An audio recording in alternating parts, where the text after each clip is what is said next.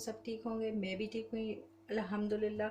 और आज मैं बना रही हूँ स्पेनिश ऑमलेट, जिसके लिए मुझे चाहिए होंगे जो चीज़ें वो यहाँ पे मैंने रखी हैं, और एक अदद मुझे आलू चाहिए होगा जिसको मैंने ऐसे पीसेस में काट लिया है। एक प्याज चाहिए होगा, उसको भी मैंने रेडी किया हुआ है। और बाद में हमें एग्स और चीज़ भी चाहिए होगा। अगर आप चीज़ डालना चाहे तो आप डाल सकते हैं, वरना आप स्किप कर सकते हो।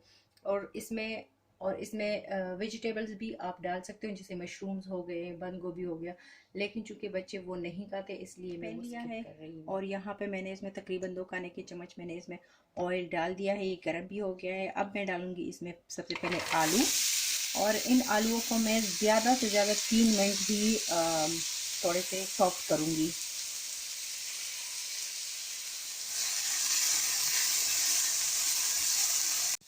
अभी डाल रही हूँ मैं इसमें प्याज। प्याज भी मैंने एक ही लिया था, जो ज़्यादा बड़ा नहीं था, दरमियाने साइज़ का था।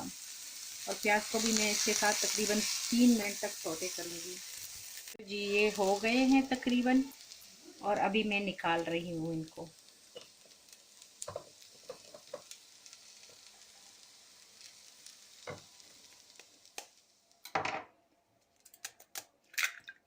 थ्री एग्स चाहिए हमें। अभी ये मेरी बेटी कर रही है, उसको भी कुकिंग का काफ़ी शौक है।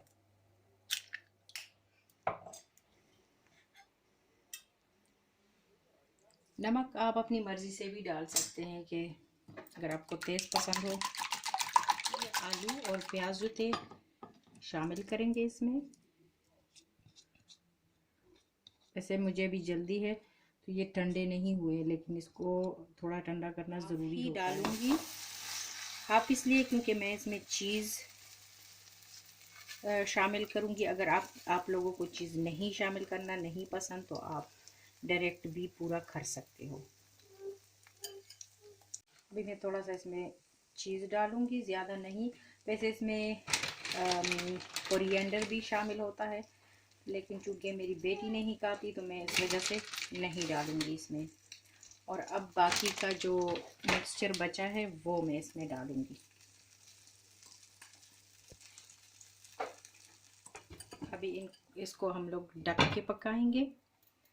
थोड़ी सी आंच हम लोग हो गया है, और अब मैं करती हूँ इसका साइड चेंज। जी हमारा चीज़ी ऑमलेट बिल्कुल रेडी हो गया है।